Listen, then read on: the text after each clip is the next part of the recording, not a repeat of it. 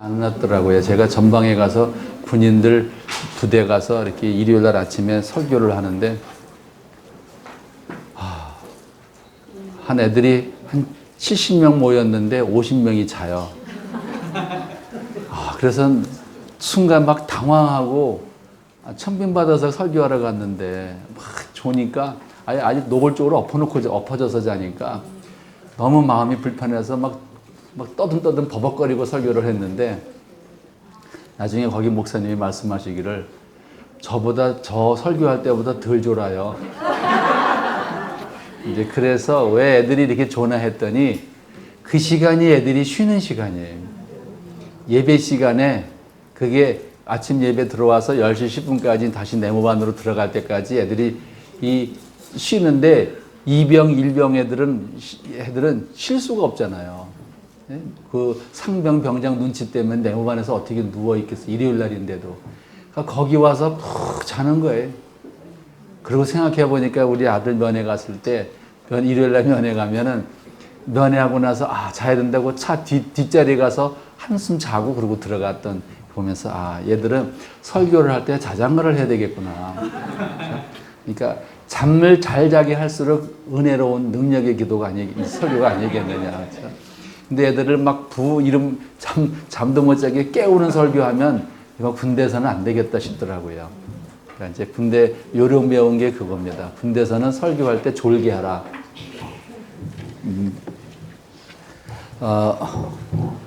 이제 그 일부 때 한 내용들이 좀 시간도 좀 바쁜 가운데 이렇게 막 하느라고 좀 더 예화나 이런 것들을 좀 더 깊게 분석하고 들어가야 되는데 이제 그러지 못해서 조금 미안하기는 하네요. 워낙 시간에 쫓기다 보니까 이제 그렇습니다. 자리 구했어요?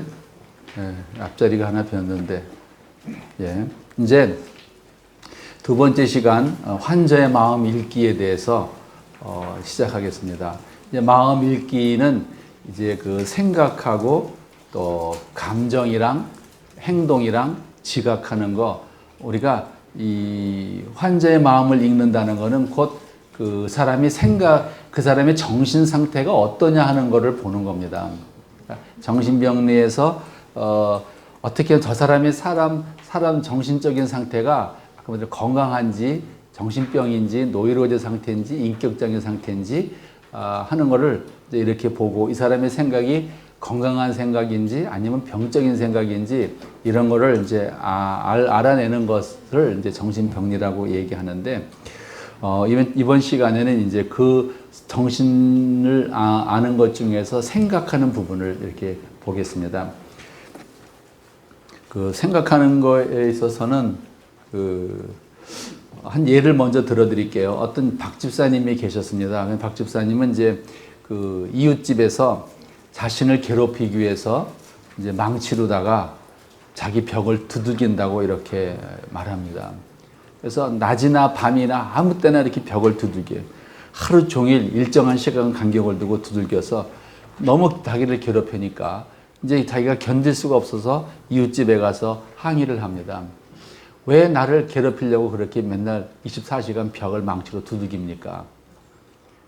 그러니까 그 이웃집에서는 황당하죠. 우리는 그런 적이 없는데 이렇다니까. 근데 이 사람은 계속 그 소리를 들은 거예요. 벽을 똑똑똑 두들기는 거. 아랫집에서도 두들기고 옆집에서도 두들기고. 이제 그런 일로 인해서 그 집에 가서 난동을 피우는 바람에 이 박 집사가 정신병원에 강제로 입원이 됐습니다. 입원을 해서 붙들려 가가지고 간 거에 대해서 이 사람이 굉장히 화가 났어요. 왜냐면 이제 경찰이 달려오고 경찰에 의해서 정신병원까지 붙들려 가니까 화가 났고 자기는 너무 억울하다는 겁니다. 내가 분명히 들어서 내가 피해자인데 왜 가해자는 놔두고 피해자는 나를 정신병원으로 갔다가 입원시키느냐 하면서 내가 태어나면 반드시 복수하겠다. 이렇게 이제 다짐을 하죠. 그러고서는 이제 오랜 시간이 있다가 몇 달 있다가 퇴원을 했습니다. 그리고서 이제 또 그런 복수는 안 했고요. 그냥 그렇게 지났는데 생활하는 거 보면 이제 인터넷으로 예배를 드리다가 집에서 인터넷으로 예배를 드리다가 최근에는 집에서 인터넷으로 못 드리고 이제 집 밖에 나와서 PC방에 가서 인터넷으로 예배를 드립니다. 왜 집에서 인터넷으로 예배를 못 드리고 PC방에 가서 인터넷으로 예배를 드리냐면은 예배를 드릴 때 몰래 카메라로 자기의 모든 걸 다 찍고 감시하기 때문에 그래서 내가 집에서 예배를 드릴 수 없습니다. 내가 예배를 드리면은 내가 어느 교회에 예배를 드렸는지가 다 노출되기 때문에 알 수가 없어서 내가 간다는 거예요. 그래서 혹시 집에 감시 카메라 설치된 거 봤냐고. 근데 요즘에 기술이 좋아서 이렇게 눈에 안 보이게 다 감춰 놓은대요. 그래. 특히 이제 특정한 어떤 교단을 지칭하면서 그 교단에서 특히 나를 괴롭히면서 나를 조종하려고 합니다. 이런 내용인데 이런 내용을 들으면 좀 이상하지요? 처음 이런 얘기를 들으면 좀 이상하다는 생각이 들잖아요. 근데 이 사람이 바로 여러분 앞에 딱 앉아 있으면은 이 사람이 그 사람인 줄 알겠어요? 모르죠.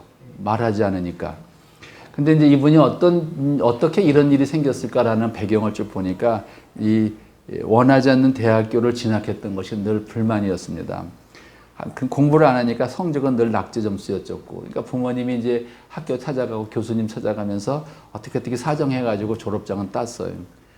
근데 친구들과 어울리지도 못하고, 그러니까 대학을 졸업하고 나서 취직을 어디 붙게 시켜줬는데, 거기 가서 적응을 못하면서 하는 말이 상사가 자기하고 출신 학교가 다르다고 해서 나를 항상 소외시키고 자기 힘든 일만 시키고 승진에서도 탈락을 하고 나니까 이제 나를 이제 이렇게 괴롭힌다고 하면서 이제 사표를 내고 나왔습니다. 아무것도 할 수가 없는 거죠. 근데 이제 그 부모는 이제 어떤 집 딸을 데리고 와서 결혼을 시켰어요.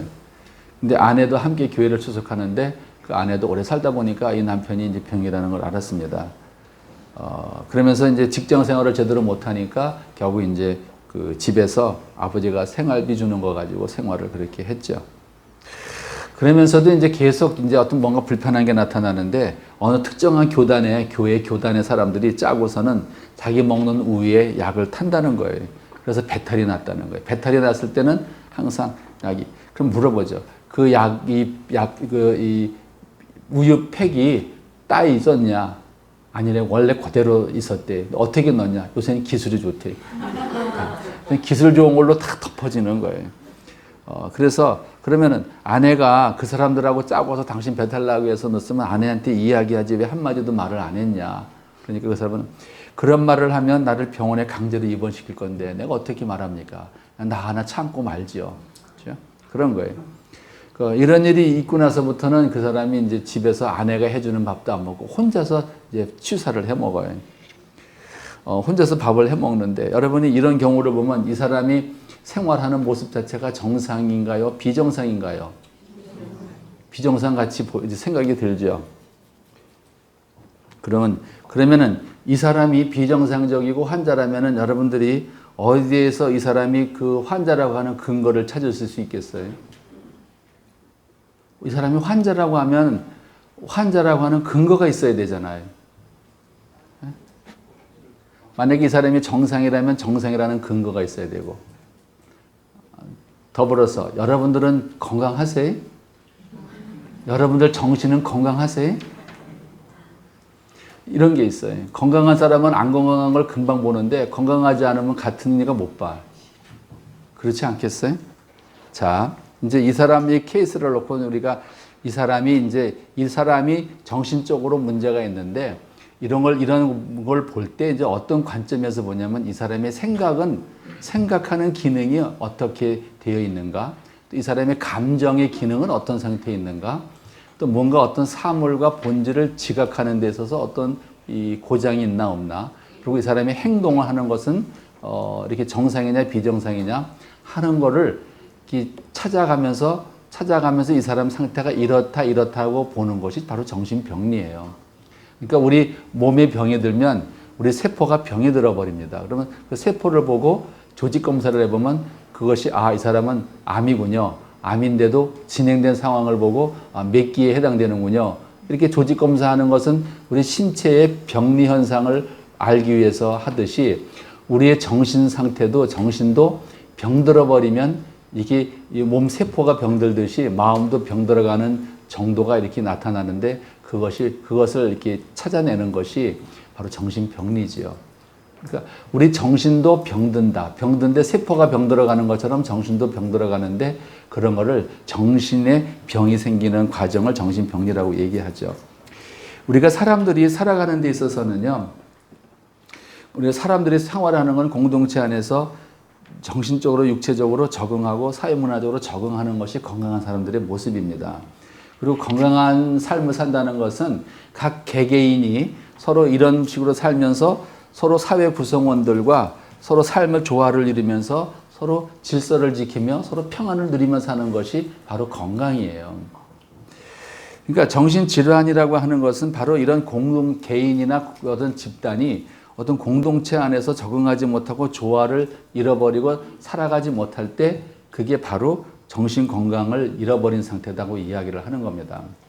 그러니까 오늘은 이제 공부를 하는 것이 주로 정신이 건강한 사람에 대해서 공부하는 것이 아니라 정신이 건강하지 못한 사람들에 대한 공부를 하는 거예요. 정신이 건강하지 못한 공부를 하는데 한 가지 미리 주의 드릴 것은 이거를 강의를 듣다 보면 정신이 병들어 있는 내용들을 쭉 강의하는데 전부 자기 이야기. 여러분은 크게 낙심할 겁니다. 내가 이렇게 병들었단 말이야? 그럴 거예요. 그러더라도 들으세요. 네. 그런데 우리에게는 하나님이 병들어 있지만 병들어 있음에도 불구하고 우리가 뭐 이렇게 몸이 병들어도 금방 죽는 거 아니잖아요. 또 나름대로 다 살아가는 저항과 면역과 저항과 이렇게 살아가는 그 방식을 찾아내듯이 우리 정신 또한 그래요.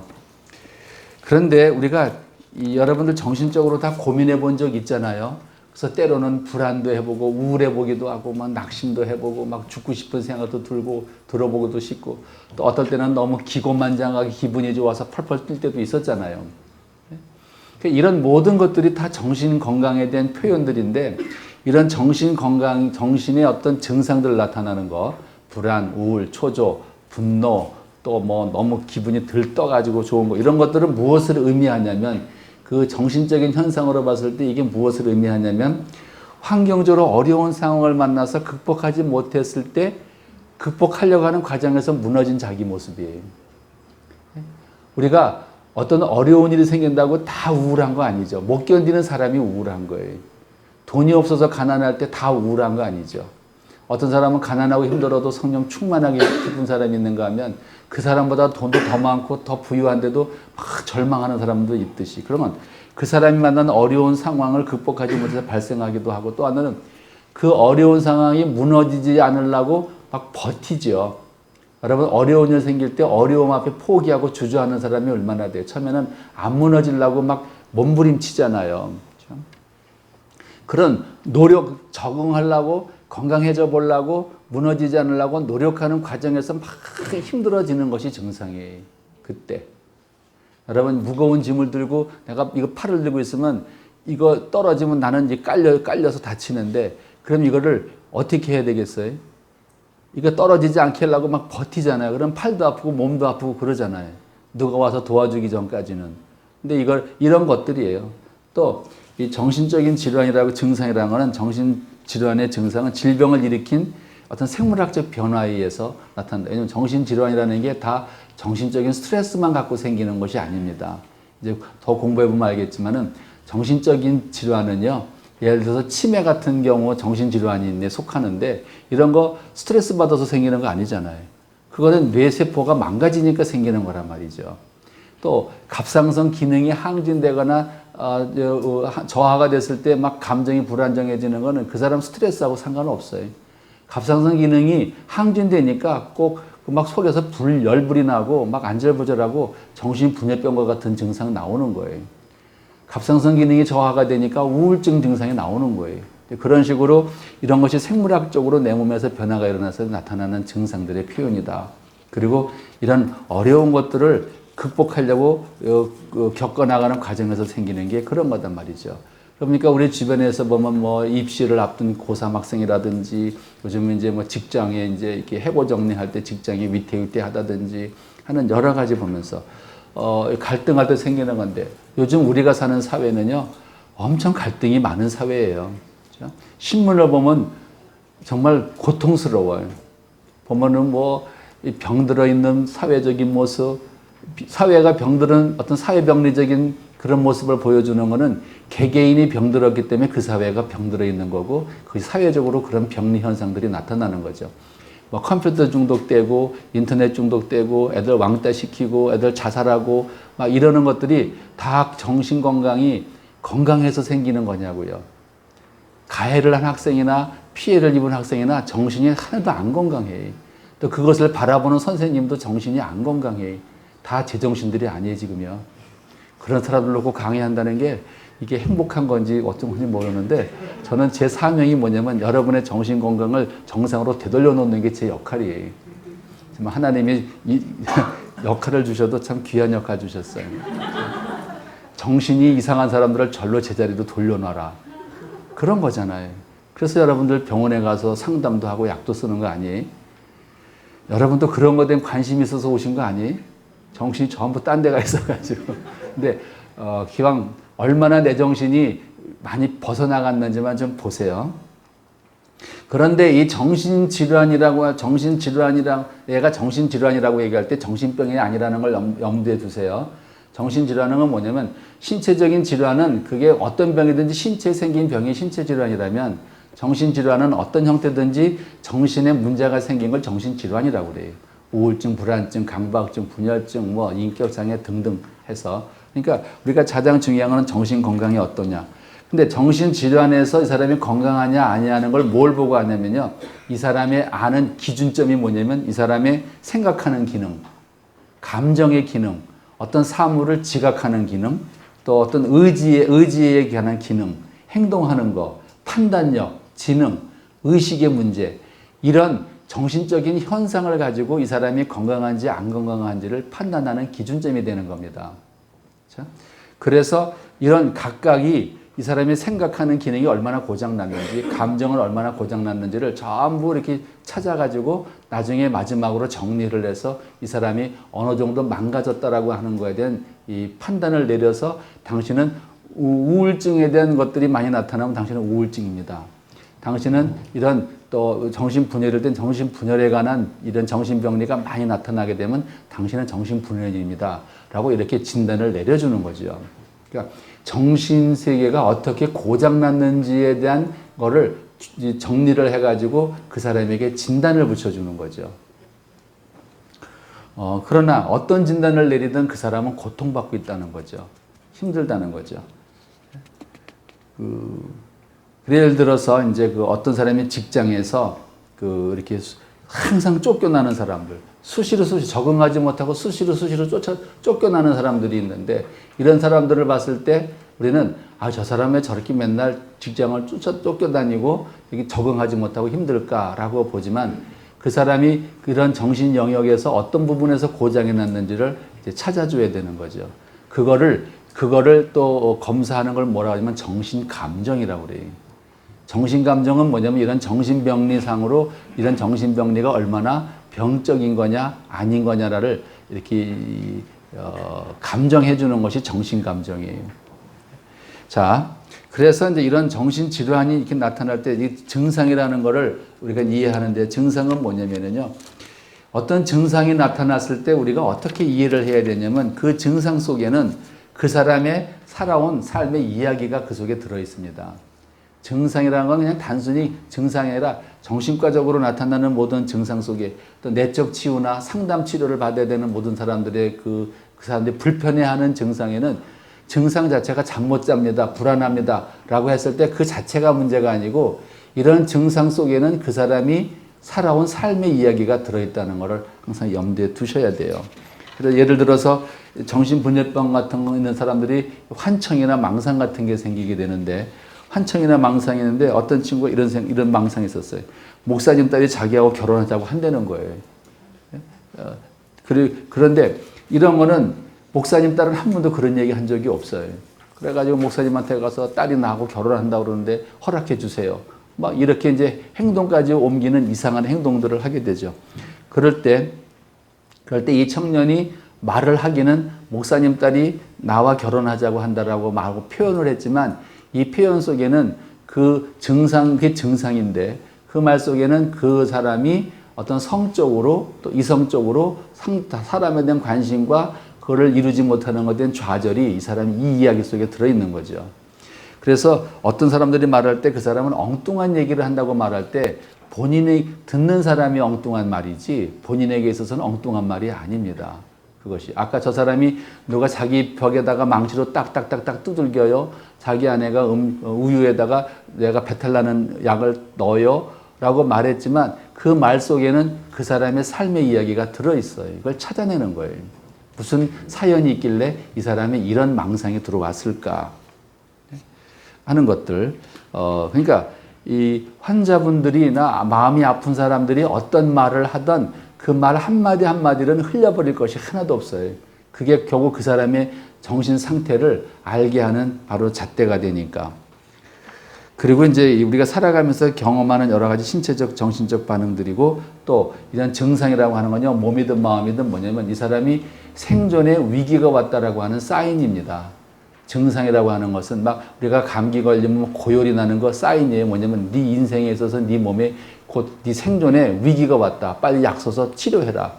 그리고 사람이 불안하고 망상 환청이 들어오고 막 분노가 올라오는 것도 지금 네 인생에 있어서 위기가 왔다.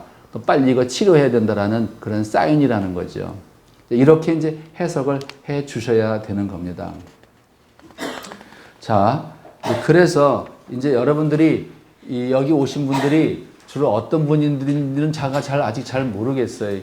이렇게 이런 마음이 아픈 사람들을 위해서 도우려고 하는 사역자의 길을 나선 분인가요? 아니면 여러분들이 아프신 분들인가요? 네? 둘 다예요? 여러분들이 마음이 아픈 분들이고 또 그런 분들과 함께 가고자 하는 마음을 가진 분들이 예. 그 원대로 되기를 바라는데 그게 참 힘들고 어려운 길이에요. 근데 만약에 정신적으로 힘들고 어려운 사람을 내 주변에 가족이 그런 분이 있다면 여러분들이 이 공부를 하면 내 가족이 막 어떤 엉뚱한 행동, 이상치 않은 말과 행동을 하고 그럴 때 그것이 무엇을 의미하는지를 이제 발견할 수 있게 되는 거죠. 그 행위만 가지고 네가 옳으냐 그러냐 네가 그럴 수 있느냐 이러는 것이 아니라 예를 들어서 컴퓨터 중독에 빠져서 꼴방에서 안 나오는 우리 자녀가 있다고 쳐요.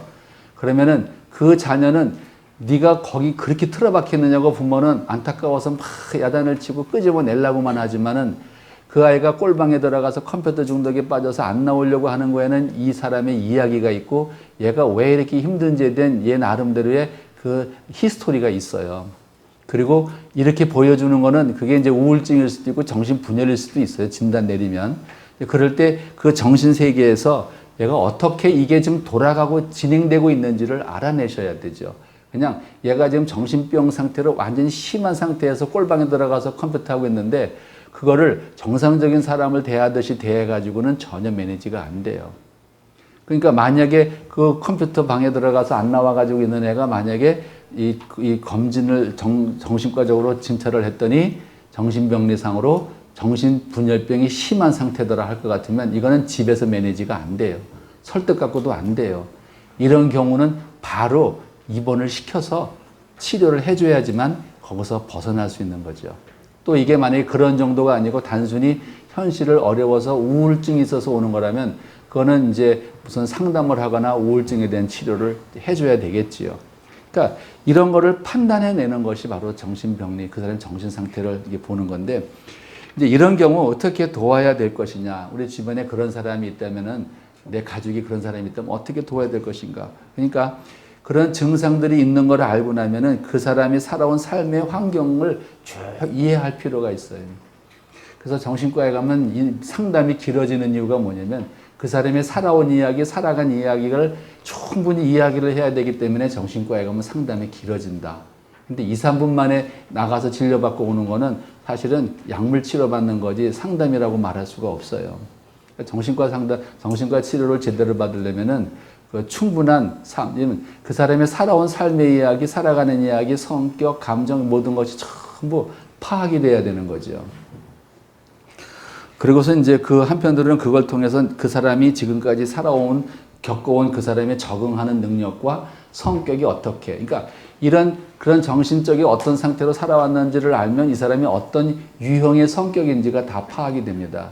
그러니까 이 정신병리라는 걸 공부를 해야 이제 3학기 때 할 인격장애를 공부하게 되는데, 인격장애는 뭐냐면 이런 정신병리를 알면 그 사람의 성격의 유형이 보이는 거예요. 그리고 이 사람의 성격이 어떻게 이렇게 형성되어 왔는지도 알게 되고, 편집적 성격, 뭐 반사회적 인격, 뭐 사이코패스 같은 성격, 우울 성격 같은 것이 다 이런 삶의 배경 속에서 나타나는 거기 때문에. 그렇죠? 이제 그런 것들을 알고 나서 이제 이렇게 이제 도와줘야 되는데, 제가 이제 이런 강의를 옛날에 신학대학원에서 강의를 했는데, 처음에는 이제 신학대학 신대원생들이 이런 강의를 못 들었을 때 교회에서 좀 이상한 상태의 사람을 오면은 이건 귀신 들렸으니까 막 기도하고 교회에다가 며칠씩 놔두고 안수하고 안찰하고 막 이제 그랬는데, 이 공부를 딱 하고 나니까 이제 저게 귀신 들린 것이 아니라 저게 정신병일 수도 있구나, 정신이 혼란해서 오는 것일 수도 있구나를 알았을 때 이제 그 사람을 어떻게 하면 가장 잘 도울지를 매니지할 수 있게 되었다는 얘기를 이제 옛날에 신학생들이 그렇게 좀 얘기를 하더라고요. 이제 그런 걸 이해하시는데, 이제 제가 첫 번째로다가 그 정신에 대해서 이제 생각하는 기능의 고장이 어떤 거냐. 생각하는 거 여러분들 생각하시잖아요. 생각 없는 사람이 있어요? 생각 없는 사람. 네, 진짜 생각 없는 사람이 있어요. 근데 저희는 그런 것도 봐요. 이렇게 쭉 이야기를 하다가 이 사람이 생각이 있는 사람인지 없는 사람인지를 찾아낸다고요. 근데 생각이 있는 사람도 있고 없는 사람이 진짜 있어요. 그래서 생각이 없는 사람을 뭐라고 하냐면 사고의 빈곤이라고 그래요. 생각이 없어요. 아무 생각이 없어요. 그럴 때는 생각이 아무것도 없는 사람은 이 사람은 무슨 병이구나라고 진단이 붙어요. 왜냐면 보통 사람들 다 생각하는 거에 있는데 생각이 빈곤에 빠져서 생각을 못 하는 거예요. 생각이 없으니까 생각이 이렇게 연상이 안 됩니다. 그럴 때는 무슨 병에 걸리면은 바로 그런 현상이 나타나는 병이 있어요. 이제 그래서 여러분 세 가지만 알아두세요. 생각하는 기능이 정상인지 아닌지를 보는 관점이 있는데, 그 세 가지가 뭐냐면 이 사람이 생각하는 이 생각이 바로 형태가 어떤지, 논리적인지 현실적인지 아닌지를 보는 형태가 있어요. 그 두 번째는 뭐냐면 이 사람이 생각하는 내용이 어떠하냐. 그리고 생각이라는 거는 하나의 사고가 이렇게 연상을 통해서 흘러가는데, 이 사람이 사고의 흐름이 정상이냐 비정상이냐, 이 세 가지 관점으로 이 사람의 생각하는 기능이 고장났는지 안 고장났는지를 아는 거예요. 그러니까 이 사람이 지금 생각하는 기능이 고장났는지 안 고장났는지를 알려고 하다 보면 어떻게 하겠어요? 어떤 사람 병원에 가면 그래. 병원에 갔더니 의사는 얘기 안 하고 자기 혼자 얘기 시커하게 해놓고 돈만 내고 왔다고 그래요. 예. 근데 사실은 병원에 가서 자기 이야기만 혼자서 많이 하고 오는 게 축복이에요. 왜냐면 내 상태를 그대로 이야기할 수 있는 거예요. 그러니까 이야기를 듣지만 이렇게 상담자는요, 의사는 그 얘기를 들으면서 그 사람의 있는 내용에 재미있어서 듣는 게 아니에요. 그 사람은 자기의 있었던 일을 얘기하지만 이 이야기를 통해서 무엇을 보냐면 이 사람의 생각하는 고장이 어느 정도 고장이 나 있나, 감정은 얼마나 고장 나 있나, 이 사람의 이 삶이 얼마나 이 병상에서 빗나가 있나 하는 거를 계속 체크를 하는 거예요. 근데 그거를 2, 3분 만에 두고서는 알 방법이 없어요. 그러니까 정신과 가거든 오래오래 이야기하세요. 그런데 이 생각하는, 그런데 또 막 무조건 가서 얘기하면 안 돼요. 왜냐면 한참 듣다 보면 더 안 들어도 아는 경우가 있어요. 왜냐면 이렇게 만성화된 경우에는요, 안 들어도 요즘 상태만 딱 알면은 그냥 그대로 상태가 나오는데, 그거는 상담을 오래 한다고 해서 회복되는 게 아니에요. 정신이 많이 사고에 고장이 났는데 상담을 많이 한다고 고장나는 게 아닌데, 사람들은 그걸 상담 많이 하면 회복되는 줄 아는 사람도 있어요. 그때는 그런 사람들은요, 약물이 가서 그거를 고장난 걸 고쳐줘요, 약물이. 근데 그거를 놓치죠. 그래서 이 생각하는 곳의 고장은 외워두세요. 형태, 내용, 흐름. 우리 손꼽아서 말해볼까요? 우리가 생각하는 고장은 무엇을 본다고요? 첫째, 형태. 네.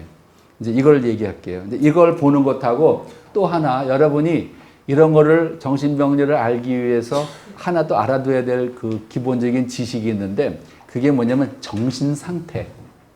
멘탈 스테투스라고 하는 정신 상태가 어떤지를 보는데 정신 상태가 그 정상적인 정신 상태가 있고 노이로제적인 정신 상태, 그러니까 신경증적인 정신 상태가 있고 정신병적 정신 상태가 있습니다. 그러니까 이래 보면 일단은 여러분들의 정신 상태는 어떤 상태에 들어갈까요? 네? 여러분들의 정신 상태는 지금 정상적인 정신 상태예요. 근데 누가 얘기를 듣다가 하나가 불뚝 일어나서 막 노래를 부른다. 한번 해보세요.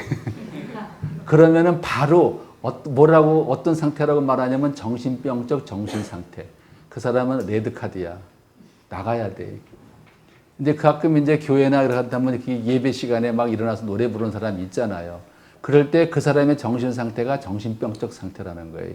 정상인이 아니라는 얘기죠. 그러니까 이런 게 이 정신병리라면서 그 상태도 파악을 하는데 정상적인 것은 뭐가 있냐면 생각하는 기능, 감정, 또 이렇게 지각하는 거, 행동하는 이런 것들이 누가 봐도 상식적으로 통하게 하는 사람들이 이게 정신적으로 건강하면서도 그 사람의 삶의 라이프가 아주 안정되고 잘 사는 사람들. 근데 여기에다가 이렇게다가 이제 뭐 우울증, 불안증, 강박증, 공황장애 이런 걸로 인해서 힘든 사람들이 있죠. 이제 이런 경우는 노이로제 상태라고 그래. 신경증 상태. 신경증 상태인데 요거는 그 정신적으로는 정신병 상태까지 들어가지 않았어요. 생각하고 판단하고 지각하고 감정을 느끼는 거는 불안하고지만 이 사람의 제일 중요한 건 현실 판단이 다 돼요. 현실적으로 내가 어떻게 처신해야 되고 어떻게 행동해야 되는지 현실 감각이 있는 사람인데 여러 가지 문제 때문에 괴로워하는 거. 이거는 노이로제 상태예요. 그러니까 여러분들이 만약에 직장에서 승진 안 돼가지고 뭐 없이 괴로워가지고 막 낙심을 한다든지 또 뭐 누구한테 인정받아야 되는데 싫은 소리를 듣고 나서 막 나는 이제 인생 틈나서 괴로워하는 이거에 비해서 아까 같이 벽을 누가 두들긴다. 자기 아내가 내 음식에다가 뭐 약을 탔다. 이건 누가 봐도 상식이 안 맞아요. 대학 나온 사람이 이런 말을 하니까 더 안 맞아요. 그러니까 이 사람한테는 현실 판단력이 없어진 거예요. 현실 판단력. 현실에 자기의 처해져 있는 환경과 상황에 맞춰서 이게 이 상식적으로 일치가 되는데 일치가 안 되는 이제 그런 것을 갖다가 정신병적 상태, 오늘 혼란 상태 이렇게 얘기를 하는데 어떤 상태에서 보냐면요. 이렇게 보시면 돼요. 부흥 집회 갔다 오고 나가지고 갑자기 헛소리하고 막 행설수설하고 막 날뛰고 이런 사람이 바로 그때 그 모습이 정신병적 상태예요. 또 대마초나 필로폰 같은 거를 하고 난 상태에서 막 제정신 아니게 행설수설하고 헛소리하는 사람들. 그렇죠? 요럴 때, 그럴 때 그런 정신적인 상태는 현실 감각이 없고 현실 분별력이 없어진 상태죠. 그걸 정신병적 상태라고 그러는데 이제 그런 것들을 전부 이제 이런 정신병리라는 걸 통해서 찾아내게 되는 거죠. 여러분들이 그 어떤 사람을 하나 봤을 때 그 사람에 대해서 갖는 임프레션이 있잖아요. 그 사람이 좋은 사람 같다, 나쁜 사람 같다 이렇게 생각하잖아요. 근데 여러분은 어떻게 해서 그 사람이 좋은 사람, 나쁜 사람 이렇게 생각이 드세요? 예를 들어서 이제 저를 보세요. 저를 보면 좋은 사람 같아요? 나쁜 사람 같아요? 왜? 이제 왜냐예요. 그건 분명히 여러분의 생각은 좋은 사람이라는 생각이 들었어요. 제가 학점 주는 것도 아닌데. 근데 왜 좋은 사람이라고 생각이 들었을까? 그 이유가 있을 거라고요. 선생님이니까 또. 인상이 좋다. 그렇죠? 네. 그러니까 각 사람마다 자기가 갖는 이미지가 자기 속에 내재되어 있어요.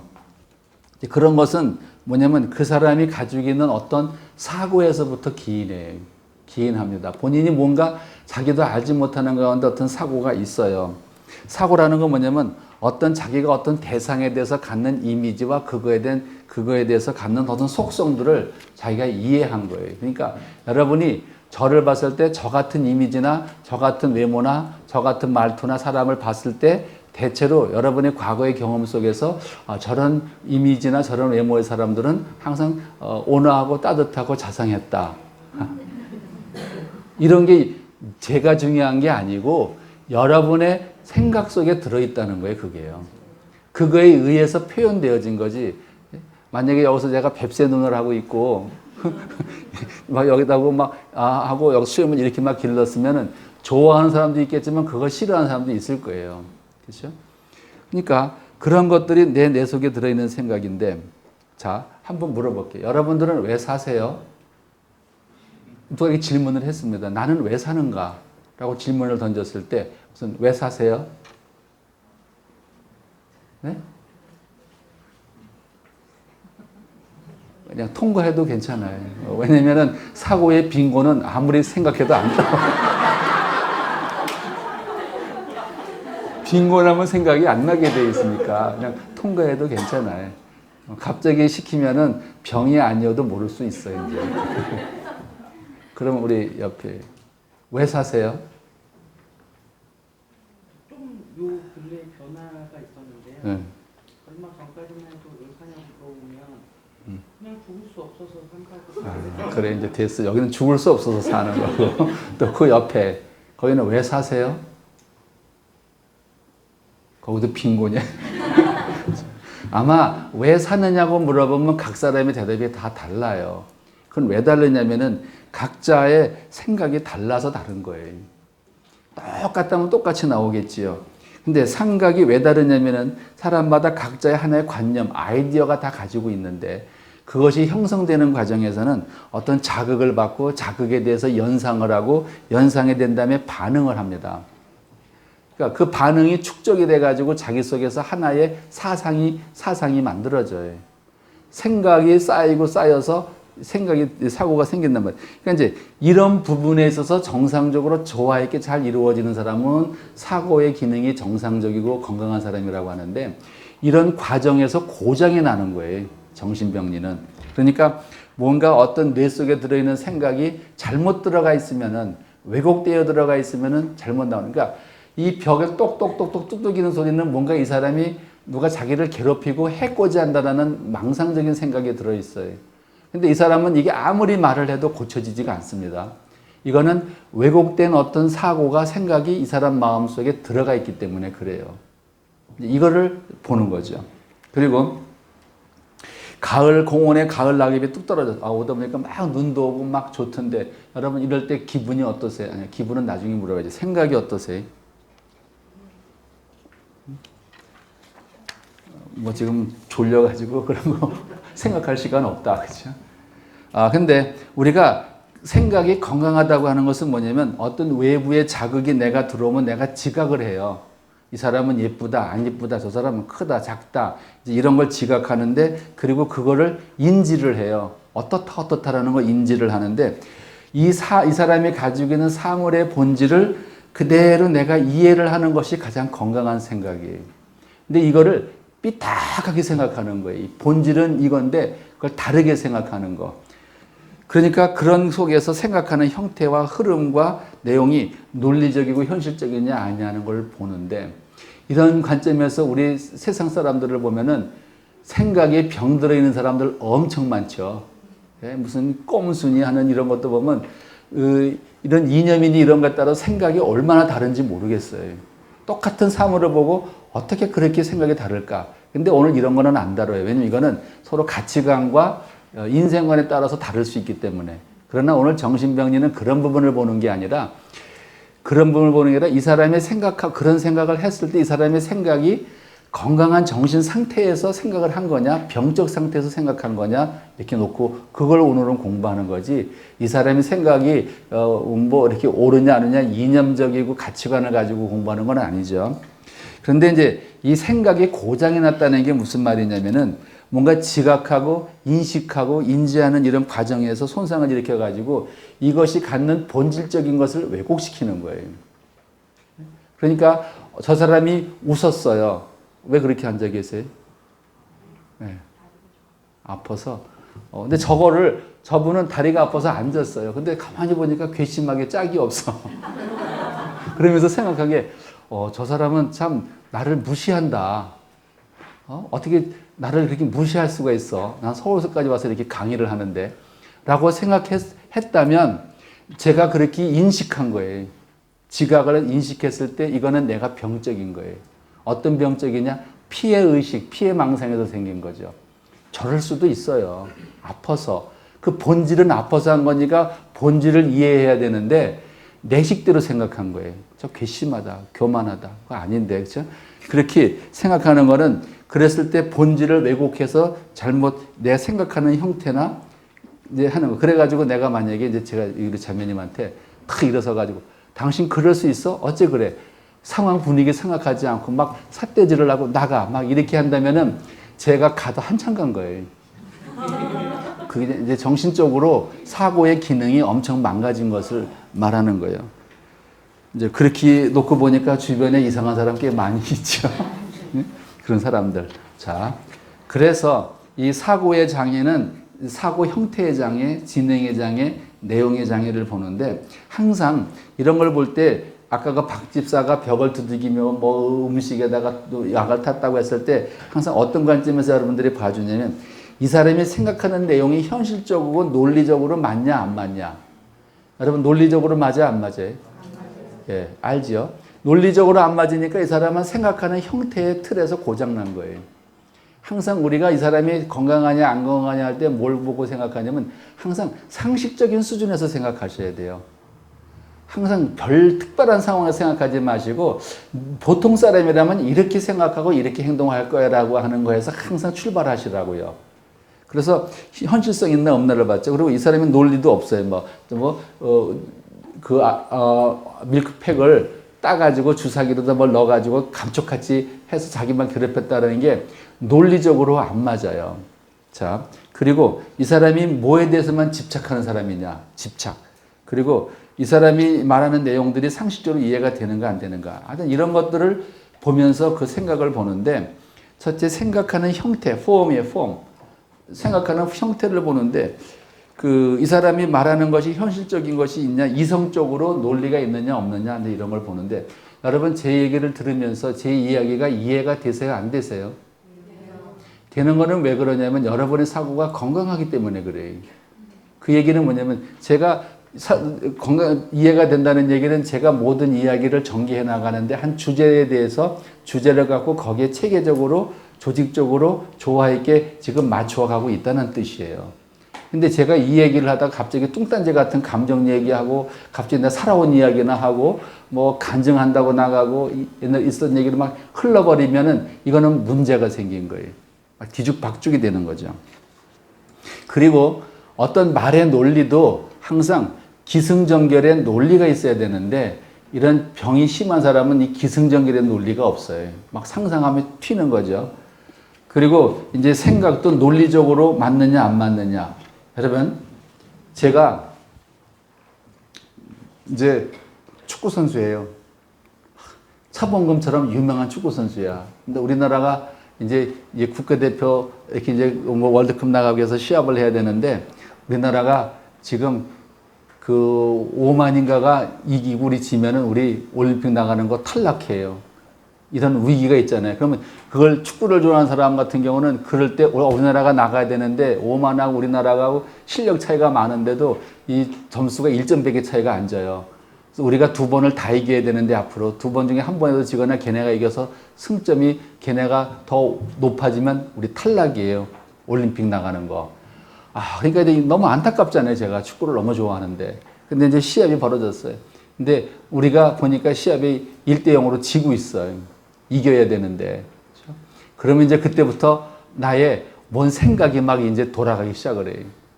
그래가지고 이제 만약에 이제 1대0으로 졌다. 탈락했다. 그러면 내 마음이 얼마나 아프고 괴롭겠어요. 그러면 이제 그 생각이 내 속에 계속 남아있을 거 아니에요. 그 혼자서 공상하는 거예요. 그때 내가 4번이라 센터포더가 돼가지고 나한테 골이 왔을 때 요리 빼고 저리 빼고 해가지고 탁 넣어서 5분 남겨놓고 2골을 넣어서 역전을 시켰다면 우리가 올림픽 나갈 수 있잖아요. 그래서 그 5분 동안의 기적을 혼자서 상상하는 거예요. 계속. 이게 무슨 생각이겠어요? 그건 망상 아니에요. 그건 혼자서 지금 공상하는 거지. 내가 믿는 거는 아니에요. 믿는 건 아닌데 혼자서 소설을 쓰는 거야, 지금. 너무 안타까워서. 이때 이런 생각을 뭐라고 말하냐면 원초적 생각이라고 그래요. 본능적 생각. 이걸 이 1차 과정 사고라고 그래요. 무슨 전설이나 신화나 설화 같은 거. 이건 뭐냐면 내가 그만큼 현실이 고통스럽고 괴로울 때 그거를 빠져나가기 위한 어떤 본능적 즐거움을 주는 쾌락을 줄 수 있는 생각을 하루 흘러가는 건데 이게 사람들마다 다 있다는 거예요.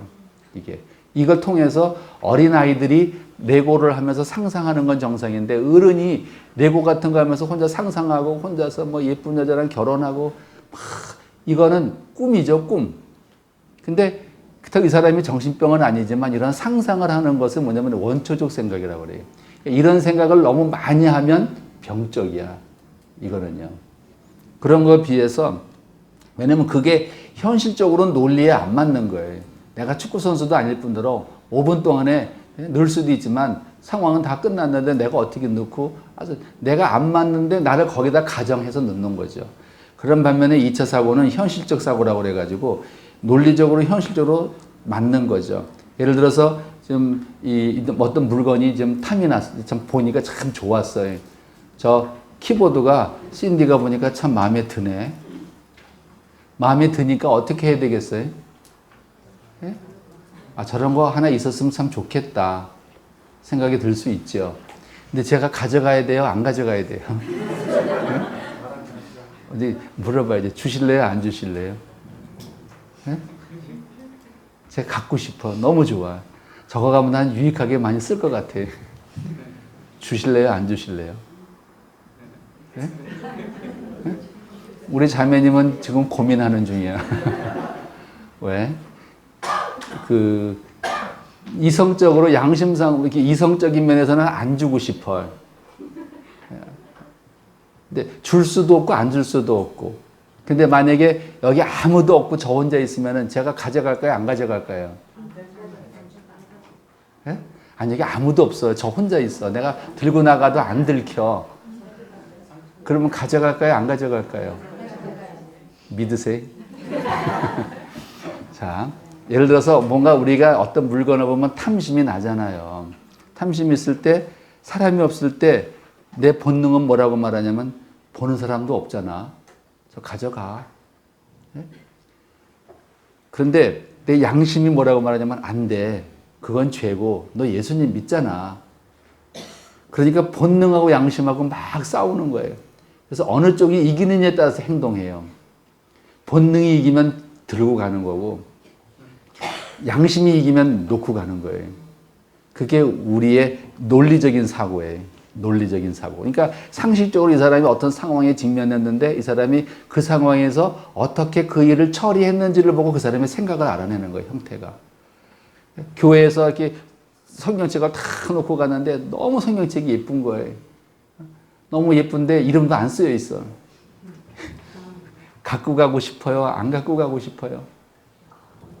안 갖고 가고 싶은 양심에 싸워서 이기는 사람이 있다면 교회에서 잃어버린 거 항상 제자리에 그냥 있어요. 근데 본능이 이기는 경우가 가끔 있어가지고 성경을 교회에다 놓고 나오면 교회에 성경이 없어져.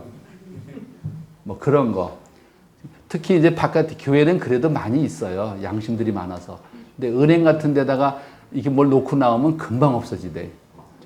장갑 여러 번 잊어버렸어요. 놓고선 깜빡 쓰고 나왔는데 가보면 생각나서 가보면 없어요. 이런 거. 이런 것들이 이제 본능적 사고와 현실적 사고에 따라 달라지는데 이런 것들의 생각의 형태가 어떤지를 보는 게 중요한 거예요. 그러니까 이건 상식적인 선에서 점검해 봐야 되겠죠. 그 다음에 이제 이 사람이 생각하는 내용이라는 게 있어요. 내용. 어떤 내용을 주로 하는지. 근데 그 보는 게 여러 가지 있는데 어떤 사람이 이야기를 하면 어떤 사람은 왜 이야기하다 보면 공부를 좀 잘하는 사람은 막 만나기만 하면 공부 얘기만 하잖아요. 난 괴로운데. 마치 또 저희 아버님은 만나면은 맨날 족보 얘기만 해. 종친의 이야기와 족보 얘기. 저는 항상 아버님하고 이야기할 때 교회 얘기, 신앙 얘기 좀 하고 싶은데 그거는 안 하시고 맨날 족보 종친의 얘기만 해요. 이게 뭐겠어요? 사람마다 각자 자기가 가지고는 지배적인 생각이 있다는 거예요. 집착하는 생각. 그거를 알아내는 것이 중요해요. 이 사람이 현재 무슨 생각에 대해서 집착을 하고 있나? 이 사람은 무슨 돈에 대해서 집착을 하고 있나? 무슨 명예에 대해서 집착을 하고 있나? 무슨 사업에 대해서 집착하고 있나? 하는 그런 것들이 사람마다 다 있는데 그게 왜 중요하냐면 그 사람이 집착하고 있는 생각에 그 생각에 따라서 그 사람이 움직이기 때문에 그래요. 제일 관심 있는 것. 뭘 관심 가지고 계세요? 아, 여긴 사고 빈곤이라. 사고 빈곤은 물어볼 필요가 없어. 그죠? 어차피 빈곤에서 없어. 이제 그렇게. 근데 이제 그런 집착하는 그것이 이제 누가 봐도 좀 타당성 있고 괜찮은 거냐 아니냐. 특히 강박증 있는 사람들 사고는요. 집착을 하면은 만약에 문고리를 닫는 거에 걸려 있으면 그것만 계속 생각하는 거예요. 손 씻는 문제에 걸려 있으면 손 씻는 문제만 계속 집착을 해요. 그때 강박증 걸린 사람의 지배적인 생각의 내용은 뭐냐면 아, 손 씻는 거에 걸려 있구나. 그렇죠? 그런 생각을. 그리고 뭐 확인하는 거 이런 거. 그래서 주로 그 사람이 무엇에 관심 갖고 있는지를 아는 것이 중요해요. 생각이 고장났는지 안 고장났는지. 그 다음에 이제 생각하는 내용 중에서 망상이라는 게 있습니다. 망상. 이 망상이 생각보다 어려운 뜻인데 망상에 대해서 알고 계세요? 망상과 공상과 상상의 차이를 말해 보실 수 있으세요? 사람들은 공상도 망상이라고 그러고 망상도 상상이라고 그러고 막 섞어서 쓰는데 상상과 공상과 망상은 전혀 달라요. 망상이 뭐냐? 상상하고 공상은 그래도 건강한 사람에게서 할 수 있는 건데 망상은 건강한 사람이 하지 않는 생각이에요. 예를 들어서 아까 그 집사님처럼 음식에다 우유팩에다가 무슨 약을 넣어서 배탈이 나게 했다. 벽을 24시간 계속 두들긴다. 내가 집에서 인터넷을 보고 있으면은 나를 다 몰래카메라로 찍고 보고 있다. 이렇게 말할 때 이 사람이 대학 나온 사람이고 옛날에는 안 그랬는데 이런 생각을 합니다. 이 사람이 이런 생각은 공상이에요, 상상이에요, 망상이에요. 망상 같지요. 그러면 이제 망상일 때는 망상이라고 하는 조건이 있어요. 아무거나 망상이라고 그러지 않습니다. 당신하고 나하고 생각이 틀리다고 그래서 망상이 아니에요. 사람들은 자기랑 생각이 틀리면 망상이라고도 보통 말하는데 그건 아니고요. 사실과 다른 생각을 가지고 있는 게 망상이에요. 근데 이 하나만 가지고 있는 게 아니라 두 번째 조건이 뭐냐면 이 사람이 교육과 대학을 나온 교육과 문화 수준에 의하면 이 사람이 이런 걸 믿을 사람이 아니에요. 대학 나온 사람이 상식적으로 대학교 나온 사람이 벽을 누가 망치로 두들기고 자기를 감시하고 자기를 미행하고 자기를 도청하고 이렇게 말한다면은 이게 상식적으로 그 사람의 교육 수준이나 문화 수준으로 맞겠느냐고요. 또 하나는 이런 것들을 믿고 있는데 그건 틀린 거야 잘못된 거야라고 아무리 설득을 해도 바꾸어지지 않을 때 이 세 가지가 맞을 때 그때가 망상이라고 그러는 거죠. 그러니까 아까 같이 그 예를 든 사람은요. 20년을 넘도록 그 얘기를 해도 그게 아니라고 설명을 해도 그거 아니에요. 그거 지금도 믿고 있어요. 그 말을. 그래서 반론을 해서 사실 이렇게 돼서 어떻게 당신을 감시하냐. 당신이 뭐 대단한 사람이냐. 당신이 뭔데 뭐 정보부에서 당신을 감시하냐. 그러면 그런 말에 대해서는 모르지만 어쨌든 한다. 그게 답이에요. 모르지만 어쨌든 한다. 그렇게 믿고 있는 거에 따라서 자꾸 거기에 답을 만들어 가요. 그러니까 들어볼 때 엉뚱한 소리를 하게 되는 거. 이게 망상이에요. 그러니까 이런 것들이 있는 건데 이거는 이런 망상이 갖는 의미는 뭐냐면 이 사람이 그만큼 스트레스를 많이 받고 있다는 뜻이에요. 스트레스를 받고 있는데 이 내면 속에서 뭔가 무의식적인 어떤 충족하고 싶은 욕구가 있는데 충족되지 않아 가지고 이거를 내가 뭔가 만족을 누리고 싶은데 만족을 누리지 못하는 건 다 내 스스로 못나서가 아니라 너 때문이야.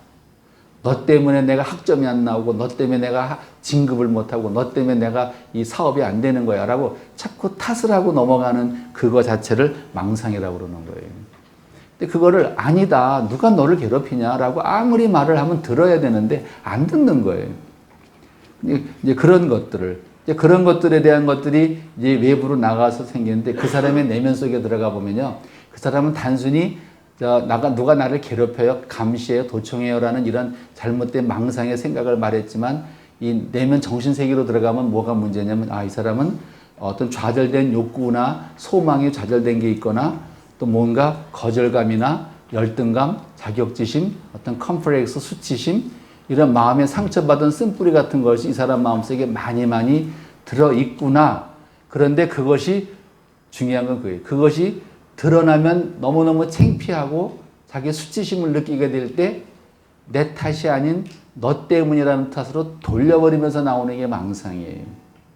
어떤 한 자매가 자기 학원의 어떤 선생님을 너무너무 사랑했어요. 결혼까지 하고 싶을 정도로 꿈꿨어요. 근데 이루어질 수 없는 사랑이죠. 그 학원 선생님이 나 같은 거라고 뭘 결혼을 해주겠어요. 나는 학원생인데 또 그림도 못 그리는데 혼자서 짝사랑을 했죠. 그런데 어느 날 이 청년의 마음속에서 이런 게 들어왔어요. 그 학원 원장님이 자기한테 이렇게 말하는 거예요. 나랑 결혼하자. 난 널 사랑해. 그러니까 이 사람은 원장님 안 됩니다. 저는 이루어질 수 없는 사랑이라 자기가 거절을 해. 그 소리를 들으면서 또 그렇게 믿어요. 자기를 사랑한다고. 그러니까 이게 망상이에요. 자기가 사랑하는데 상대방이 나를 사랑하는 것처럼 위장돼서 내게 들어와요. 내가 사실은 괴로워서 열등감과 수치심 때문에 세상과 담을 쌓고 살고 있는데 반대로 남들이 나를 감시한다고 들어오는 거예요. 그래서 이제 약을 오래 써서 이제 좋아졌는데 어디까지 좋아지냐면 원장님, 요즘엔 그 원장님이 힘이 많이 빠졌나 봐요. 목소리가 약을 쓰니까 목소리도 작아지고 이제 횟수도 줄어드니까 보약을 먹어야 돼. 아직도 망상의 뿌리가 있으니까 그런 거예요. 이건 교정이 이제 조금씩 돼가는 그런 모습. 그런 것들을 이제 그런 생각을 가지고 있는데 그런 생각이 어떤 생각이냐에 따라서 이름이 붙어져 가지고 피해망상, 과대망상, 관계망상, 조종망상 이렇게 붙어버리는 거예요. 그러니까 피해망상 같으면 누가 나를 미행한다, 음식에 독을 탄다, 누가 감시한다, 몰래 카메라로 나를 이렇게 감시하고 있다. 이런 거 여러분 약간씩 있죠. 누가 나를 감시하고 미행하고 가다가도 뒤를 힐끗 한번 좀 쳐다보고 그럴 때 있잖아요. 그리고 과대망상은 또 뭐냐면 나는 예수다, 슈퍼맨이다, 내가 손으로 기도하면 다 낫는다 이러면서 막 안수기도도 막 해주고 그러잖아요. 근데 이런 것들이 아까 같이 피해망상은 주로 이제 정신분열병 같은 병에서 잘 생기고 이 과대망상, 내가 슈퍼맨이고 예수고 성모 마리아고 옛날에 박정희 대통령 암살당했을 때요. 그때 청와대로다가 그 전국에 있는 많은 여성들이 찾아왔어요. 찾아와가지고 하는 말이 남편 찾으러 왔어요. 유경수 여사가 총 맞아 암살돼서 죽으니까 너도 나도 유경수 여사 망상에 걸렸어요. 자기가 박 대통령 부인인 거야. 그러니까 남편 만나러 와가지고 그때 종로경찰서 소장님은 열심히 환자들을 그 시립병원으로 보내기 바빴어요. 왜냐면 이제 그렇게 해서 병원으로 보내야 되니까 뚱딴 그런 게 망상이에요. 자기가 대통령 부인이라는 거예요. 일종의 이런 것들은 과대망상이 들어오는 거예요. 그러니까 이걸 진짜라고 믿는데 이거를 여러분 얘기를 하니까 여러분 듣고 웃지요. 그 사람이 와서 진지하게 얘기하면 여러분 다 믿어요. 내가요 계룡산에서 뭐 이렇게 돌을 닦았더니 어느 날 신이 내려와서 능력을 받아가지고 와서 보세요. 내가 기도해준 난 사람들이 이렇게 쫙 명단을 제거하면 여러분 믿어요, 안 믿어요? 그런 것들, 그렇게 관계망상은 뭐냐면 뭐 이렇게 지나가는 사람이 나를 흉보는 것 같고 나를 욕하는 것 같고 예를 들어서 내가 앞으로 가는데 뒤에서 사람들이 막 오면서 깔깔대고 웃어요. 그럼 여러분 몸이 어떻게 돼요? 뒤에서 오는 사람들이 나를 보고 웃거나 저기 있는 사람이 나를 보고 막 웃어요. 그럼 어떤 생각 드세요? 네? 그건 건강한 사람 얘기고. 근데 관계망상이라는 건 뭐냐면은 저 사람이 막 웃으니까 나를 빈정거리고 비웃네? 왜 저러지? 그러면서 되게 화를 내고 기분 나빠하는 거예요. 근데 그거를 장난으로 하는 게 아니라 진짜로 믿는 거예요. 그때 그걸 관계망상이라고 그래요. 그러니까 누가 사람이 뒤에서 오는데 막 깔깔대고 웃어요. 웃는데 그러니 갑자기 내가 오금이 저리면서 걷지를 못해. 그걸 보면 나를 보고 웃는다고 생각을 해. 그럴 때 그 사람이 마음속에 뭐나 상황이 뭐가 있냐면 그 사람이 뭔가 남한테 드러나면 안 될 어떤 감추고 싶은 그런 게 있는 것을 발견해요. 여러분 한번 운동한 밑창 떨어진 사람 뒤 따라가 보세요. 그 사람 막 웃으면서 얘기하면서 지나가면 그 사람 못 걸어가. 보니까 밑창이 떨어졌어. 옷이 막 구멍이 뚫렸어. 그럴 때 그 뒤에 바짝 붙어서 이렇게 일정한 거리 가보세요. 그 사람 벌써 저 사람이 나를 비웃느냐 어떻게 하면서 자꾸 자기하고 관계도 없는데 관계를 지으면서 내가 피해 의식을 느낄 때 관계망상이라고 그래요. 여러분 옛날에 뷰티풀 마인드라는 영화 보셨죠? 그 영화를 보면 거기는 가장 정신분열병적인 증상을 가진 사람의 이야기예요. 거기 보면은 누가 자기를 미행한다고 그러고 추적도 한다고 그러고 저 병원에 갔는데 자기 팔을 막 이 팔뚝을 막 파헤치잖아요. 왜냐면 자기 팔뚝에 감시 카메라 어떤 칩이 그 속에 들어있으니까 막 거기를 파헤치는 거야. 피범벅이 되도록. 그런 것을 망상인데 그런 거를 이제 조종망상 또 피해망상 이럴 때 그걸 진짜로 믿고 믿으니까 그거에 따른 행동을 해버리는 거예요. 이런 식의 정신적으로 고장이 나는 사람들이 있죠. 우리를 북한에 있는 사람들 볼 때 뭐라고 얘기하냐면 그 사람들은 집단 망상 집단이라고 얘기하잖아요. 하나의 인간을 신처럼 우러러 받들면서 막 살 때 그들을 망상 집단이라고 얘기하잖아요. 우리 눈으로 봤을 때는 그가 사람이지 무슨 신이에요. 근데 그 사람들은 신이라고 믿고 있는데 우리 눈으로 볼 때는 그게 이제 망상 수준에서 나오는 것들이죠. 그러니까 이런 것들이 나오게 될 때 그때 그 내용들을 잘 기록해 두는 것이 좋아요. 그 내용이 그 어떤 내용이냐에 따라서 그 사람이 무엇을 가지고 고민하는지를 찾아낼 수가 있어서 그래요.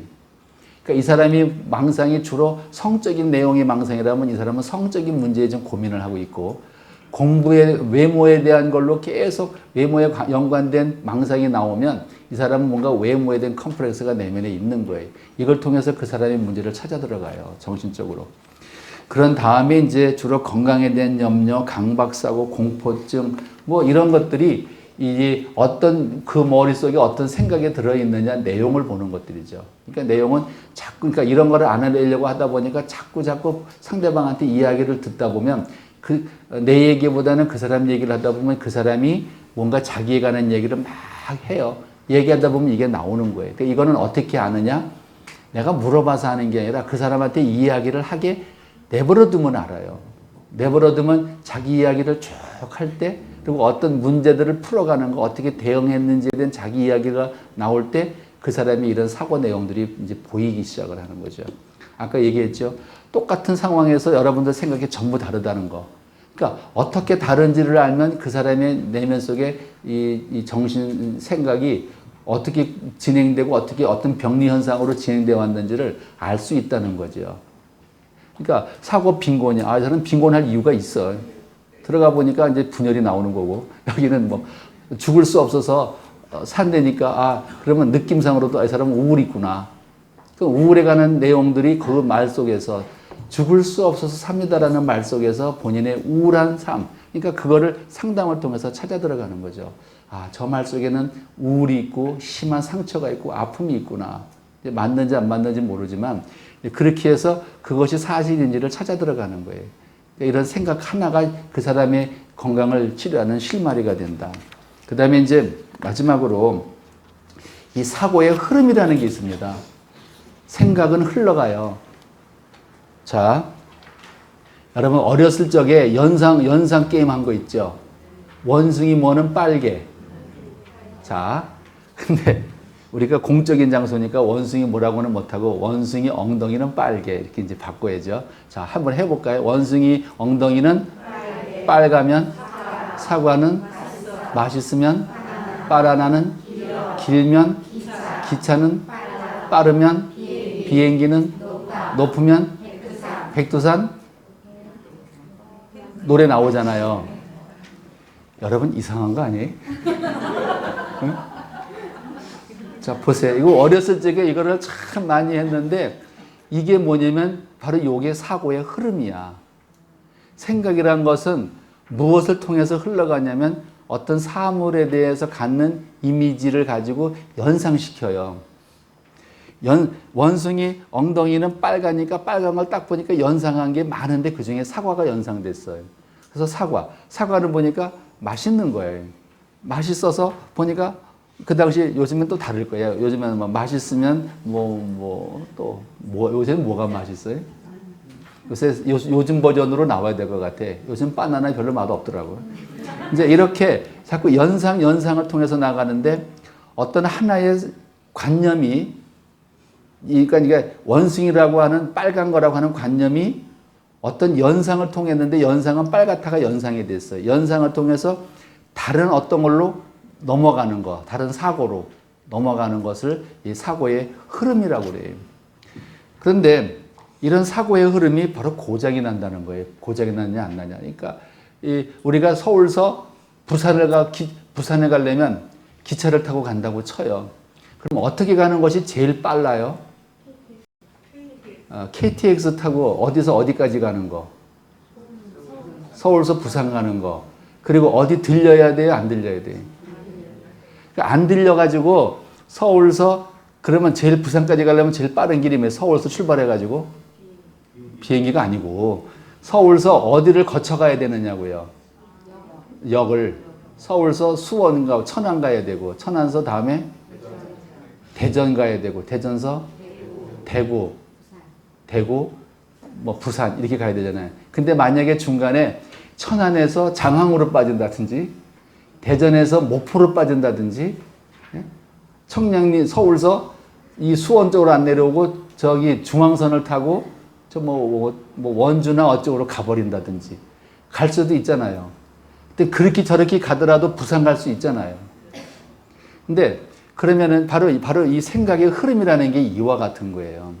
서울서 부산까지 갈 때 가장 빠르게 갈 때 이것이 하나의 그 연상을 통해서 제일 빨리 가는 건데 이렇게 흘러가는 과정에서 문제가 생기는 게 사고의 흐름의 고장인데 예를 들어서 조울증 걸린 사람들, 조울증 걸려본 사람 봤어요?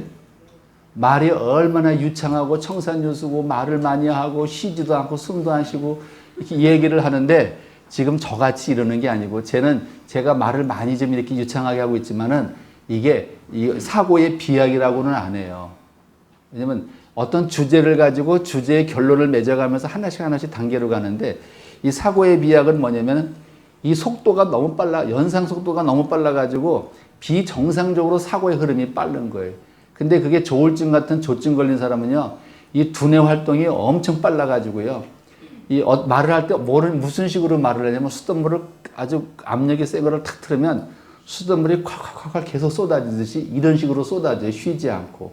그러니까 조울증에서 이 사고에 비약 있는 사람한테 말 시키면은요, 1시간이고 2시간이고 혼자 이야기 다 하면서 재미있게 즐겁게 혼자서 막 떠들어요. 옆에 있는 사람은 말할 붙일 시간도 없어요. 그런 사람 혹시 있나요? 그런 사람 혹시 수다쟁이라고 하는데 수다쟁이랑은 조금 다르죠. 근데 이런 게 그 진행 속도가 너무 빨라가지고 어떤 사람은 생각을 하면은 어떤 주제의 결론에 도달하면서 이야기를 해. 서울서 출발했으면 생각의 결론은 부산에 도착하는 거죠.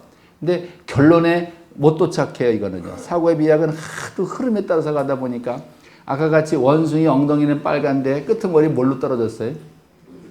백두산은 떨어졌잖아요. 그럼 백두산하고 원숭이하고 논리적으로 맞아요? 안 맞아요? 네? 이게 맞아요? 그러니까 다시 말하면 원숭이하고 백두산하고 무슨 상관이 있냐 이거예요. 근데 조증에서 사고에 비약이 있는 사람은 생각이 이런 식으로 튀어요.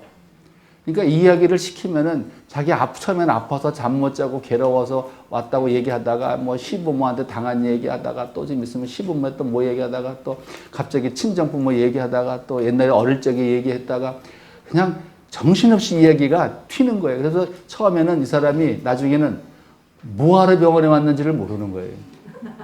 뭐 어디가 아파서 왔을 거 아니에요. 아파서 왔는데 아파서 한 얘기는 안 하고 자기의 그냥 있었던 얘기만 쭉 할 때 이 사람을 사고에 비약이 일어났구나. Flight of idea, 생각이 막 날아다닌다고 얘기하는 거예요. 그러니까 아까 같이 생각이 결론에 못 도달하는 게 원숭이라는 주제로 얘기가 돼서 원숭이로 연관된 걸로 인해서 이야기가 맺어야 돼요. 원숭이는 원숭이와 관련된 주제로. 근데 이게 그렇지 않다는 거죠. 청산유수로 쉬지 않고 신나게 말을 하지만 그렇지 않다. 근데 이건 달변가는 하고는 다른 거예요. 달변하고는 달라요. 근데 되게 이 사람들 달변가로 오해를 받아요. 근데 이제 물론 이것만 가지고 그 사람을 평가하지는 않아요. 이제 행동도 하는 거 뭐 같이 있는데 어쨌든 이런 경우는 주로 조울증이 있는 사람들, 조울증, 순환성 기분장애 조증. 어떤 기분이 사람은 정상 기분 내에서 오르락 내리락 하는데 그 범위를 벗어난 사람이 있어요. 막 기고만장하고 즐거워서 어쩔 줄 모르는 그런 상황. 이런 것도 있고 다음에 생각이 자꾸 리타데이션 된다는데 사고의 지연이라고 그래요. 생각하는 이 흐름이 있는데 다시 말하면 아까 KTX 타고 간다고 했죠, 여러분들이요. 그러면 이거는 사고의 흐름이 자꾸 지연되는 거는 KTX를 타고 가는 게 아니라 완행 타고 간다고 생각하면 돼요. 서울에서 부산까지 완행을 타고 가는 거다. 그러니까 연상하는 속도가 엄청 느려요. 예를 들어서 원숭이는 엉덩이는 빨간데 빨간 게 뭘까? 한참을 생각해 혼자서. 근데 안 떠올라오는 거예요. 근데 보통 사람은 이럴 때 머리가 생각이 막혔다. 머리에 무슨 막이 씌어져 있는 것 같다. 머리가 무겁다. 생각이 안 돈다. 이런 식으로 보통 표현할 때 생각의 연상이 이렇게 연상되는 속도가 늦으니까 팍팍팍 안 이루어지는 거죠. 그렇죠? 그러니까 연상 속도가 이루어지진 않지만 결론은 도달하는 걸 말해요. 그러니까 이런 것들은 어떻게 말하냐면 보통 생각이 잘 떠올라오지를 않습니다. 이런 말을 잘해요. 생각이. 그럼 이런 류의 사람은 어떤 사람이겠어요? 우울증 걸린 사람을 생각하면 돼요.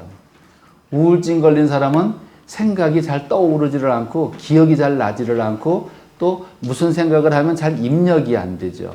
그랬을 때 생각이 잘 기억이 안 나요. 떠오르지를 않아요 라고 그 한마디 하고 그 상태만 이야기해도 이 사람은 뭘로 진단이 붙여져 내려가냐면 일단은 우울 상태구나. 우울하구나. 근데 우울한 것이 정신병적으로 우울한 건지 노이로제로 우울한 건지 아니면 무슨 다른 병이 있어서 2차적으로 온 건지 원래 그런 건지를 이제 찾아 들어가는 작업을 하겠죠. 자, 그 다음에 여러분 가끔 무슨 이야기를 막 하다가 갑자기 생각이 탁 멈추거나 말하기 싫은 때 있지 않아요? 예. 여러분들은 이제 공부 잘하세요? 못했어요? 근데 제가 자꾸 공부 얘기만 하는 거야. 어디 나오셨어요? 뭐 이런 걸 한다든지 막 그렇게 이제 하게 되면 그거 불편하잖아요. 지금 성적은 어느 정도나 됐어요. 근데 뭐 이 사람은 막 외국에서 공부도 하고 오고 번쩍번쩍이요. 근데 나는 보니까 겨우 맞췄는데 차마 그걸 말하기가 불편하다고 가정을 해요. 그러면 이 사람은 어떤 장소에 가든지 학력이나 공부에 관한 쪽의 얘기가 나오면 딱 다물어지고 그거에 대해서 컴플렉스가 걸려 있어요.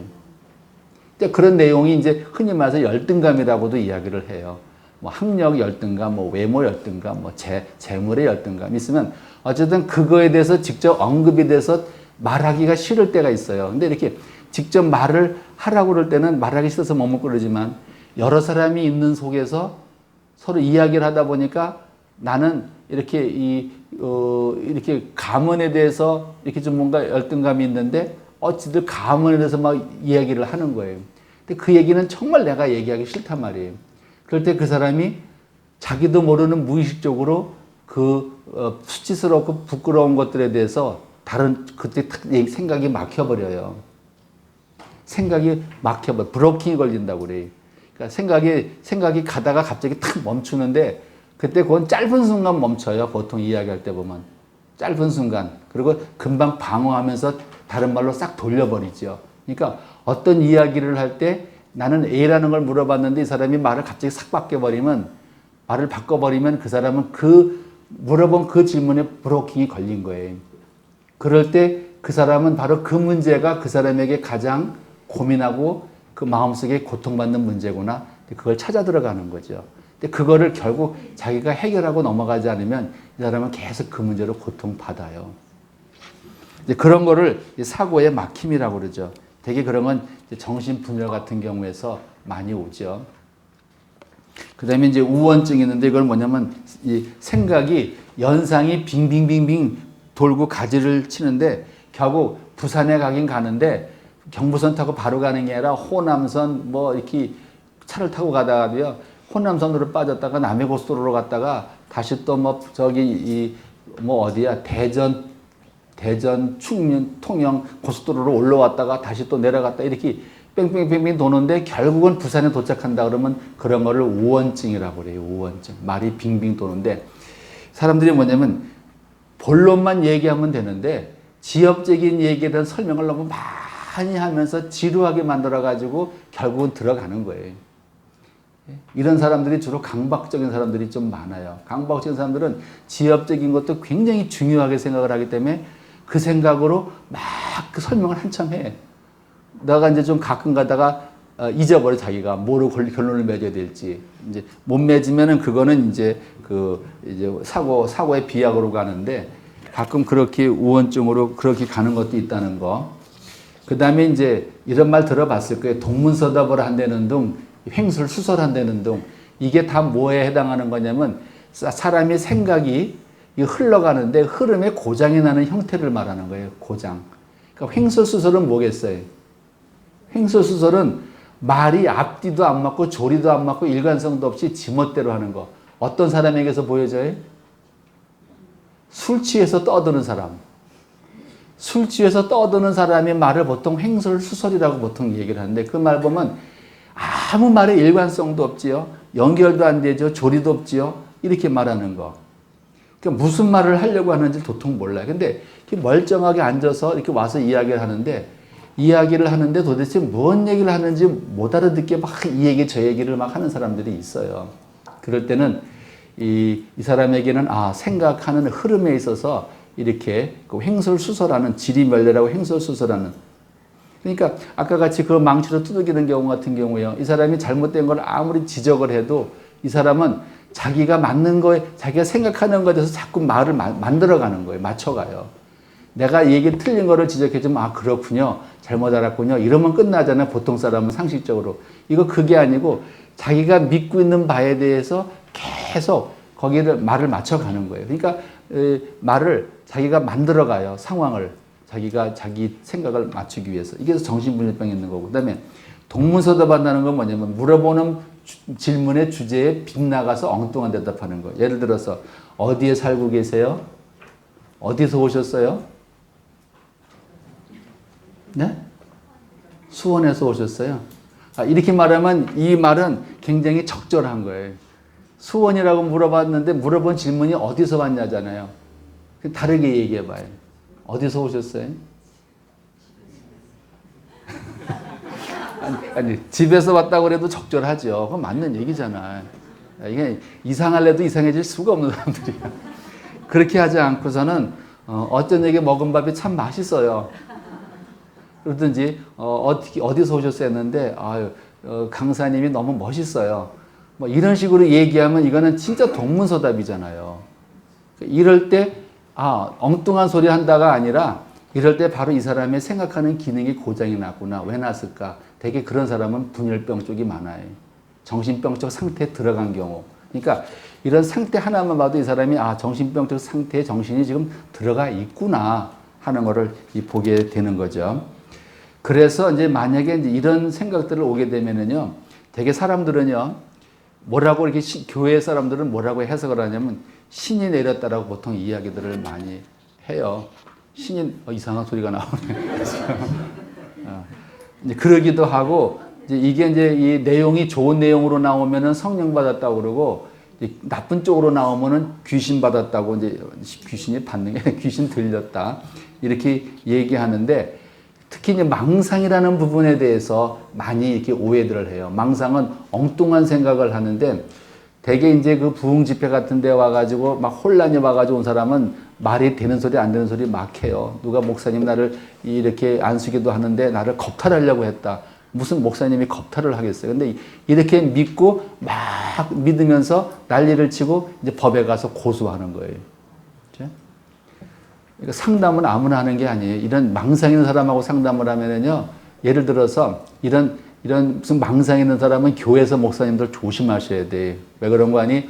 상담을 하는데 여자 집사가 와서 상담을 했습니다. 목사님이 이제 나는 경건과 거룩하고 하나님 이렇게 모르는 사람이긴 한데 이제 이렇게 그래도 이제 안전하기 위해서 이제 그 방문도 열어놓고 바깥에서 비서가 다 들을 수 있도록 해놓고 상담을 했어요.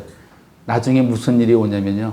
목사님이 나를 이렇게 성적 추행을 하고 성희롱을 했어요라는 식으로 고소가 들어가요. 이런 일이 현실에서 실제로 이루어져요. 이게 망상인 줄을 모르고 상담을 하면 그런 일도 당할 수 있고, 또 이제 여자 집사님을 남편이 이제 편집증, 의처증 있는 사람인 남편인데 부인이 너무 힘드니까 목사님하고 가서 상의를 합니다. 상담을 해. 목사님은 안타깝고 기도를 해줬는데 나중에 예배 시간에 그 남편이 탁 예배씩 일어나서 내 남편하고 무슨 사이야? 왜? 이제 이렇게 할 수 있는데, 왜냐면 의처증이라는 건 정신병이에요.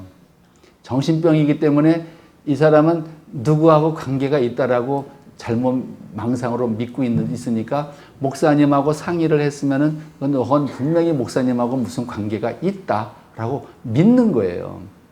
그러니까 여러분들이 아예 전문적인 프로페셔널 한 상담가가 아니면은 항상 동성애 사람하고 상담하는 게 좋아요.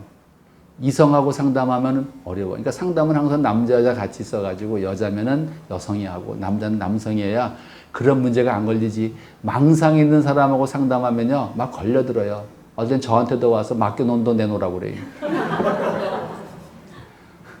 아주 그래, 괴로워. 그런 맡겨놓은 돈 내놓는데 걔는 나름대로, 자기 나름대로는 논리적으로, 체계적으로 이유를 대는 거예요. 우리 아버지가 돌아가셨을 때 얼마 유산을 남겨놨는데 그때 우리 어머니가 선생님한테 전화 걸지 않았냐. 그러니까 그때 아마 이 돈 500만 원이 갔는데 그거 주세요. 이게 자기 나름대로 망상의 체계화를 시키는데, 자기는 체계화지만 객관적으로 들으면 체계화가 아니에요. 근데 이런 거를 처음 듣는 사람은, 이게 망상의 길목을 처음 듣는 사람은 그 사람 얘기를 다 믿어. 그게 믿어져. 아, 이게 목사님 진짜 나쁜 사람이다. 어떻게 상담을 한다고 그러면서 저렇게 아니 땐 굴뚝이 연기 나겠어? 이러면서 이제 막 가는데, 진짜로 상담에 있어서는요, 망상 있는 상담은 아니 땐 굴뚝에 연기 나요. 그래서 이런 거를 잘 알면은 항상 상담을 하거나 할 때도 자기 방어를 해가면서 상담을 해야지, 하지 않으면 큰일 나요. 그렇죠? 자, 이제 그렇게 해서 그런 거를 좀 아시고요. 이제 마지막으로 한 케이스를 이렇게 했는데, 이 사람은요, 어떤 경우에서는 어떤 힘이 자기 몸을 지배한대요. 그리고 내 의지와 상관없이 몸이 움직인답니다. 그리고 예언의 소리처럼 귀에서 속닥이는 소리가 들리는 거예요. 그래서 나도 모르는 일을 미리미리 가르쳐 준다고 그래요. 그래서 이 정도 나오면 사람들은, 야, 이 사람 성령 충만하고 예언의 은사도 받고 막 그랬나 보다 생각이 들겠지요. 더 들어보세요. 근데 그 집사는 3년 전 신비한 체험을 하였는데, 잠자는 도중에 어떤 무거운 힘이 자신을 누르는 후부터 몸이 무거워졌습니다. 귀에서는 속삭이는 소리가 들렸습니다. 답답해지고 분노가 치솟았고, 그러면서 폭발하고 기물을 파괴했습니다. 어디서 그런 힘이 솟는지 알 수 없었습니다. 그러면서 날이 갈수록 점점 더 심해졌습니다. 본인은 귀신 들린 것으로 여기고 병원 치료를 거부했습니다. 여러 교회를 다니면서 축사 기도도 받았습니다. 그러다 고생하다가 2달 전에 기도원을 찾았고, 그래서 편안하지 않기 때문에 그는 자기 속에 악령이 들어있다고 믿고 있었습니다. 근데 배경을 보면 그 집사는 초등학교 시절부터 부모가 이혼을 했습니다. 어머니가 정신병원으로 이혼했고, 그 후 오랜 세월 기도원이나 요양원을 다니게 되었습니다. 그 사람의 라이프 패턴을 보면 인간관계가 어렵고 다른 사람이 자신을 무시하기 때문에 어울리기가 싫었습니다. 지하철에서도 다른 사람이 자신을 쳐다보면 자기를 무시하는 것 같아서 분노가 일어났습니다. 대학 다닐 때부터 교회를 다녔지만 구원의 확신이 없었습니다. 근데 이런 내용들이 있는데, 그래서 상대방이 어떤 힘들다고 얘기할 때 여러분들이 그 사람이 얘기하는 내용만 딱 듣지 마세요. 내용만 들으면 오해를 해요. 근데 내용을 들으면서 한편으로는 이 사람이 살아온 삶의 이야기를 좀 시간을 내서라도 들어야 오해가 안 돼. 그래서 많은 아픔과 고통이 있었던 삶의 히스토리가 있으면은 일단 이 사람은 정신적으로 고통이 있는 사람이구나 이렇게 보시고요. 이 사람 같은 경우는 그 어머니가 정신병으로 해서 이혼당했다는 과거력이 있습니다. 이럴 때 이 사람에게 첫 번째 내려지는 건 뭐냐면, 아, 이 사람도 정신병에 그 부모로부터 이어받은 정신병이 있겠구나라고 먼저 추측을 하고 들어가 주는 거예요. 왜냐면 되게 그 모계 쪽에서, 엄마 쪽에서 정신병이 있으면 유전병은 아니지만 어머니 쪽에서 정신병이 있으면 그 자녀들에게 있어서 이런 정신병 쪽으로 이렇게 내려가는 가능성이 아주 높아요. 그러니까 그 부모가 조울증이 있었다 그러면 이 사람에게 어떤 일이 있어도 거의 조울증으로 진단이 붙어버리고, 정신분열이었다 그러면 그 자녀에게서 문제가 생겼을 때 정신분열이라고 진단을 거의 붙여요. 거의 맞아요, 이게. 그런 거기 때문에 어떤 생각과 상황이 되어지거든 여러분들이 증상을 듣고 생각의 내용도 알지만은 그 사람의 살아온 이야기를 쭉 들으시면은 그 사람의 생각하는 것이 어느 정도 고장이 났는지 안 고장 났는지를 알 수 있게 될 겁니다. 여기까지가 생각하는 감정의 끝이에요.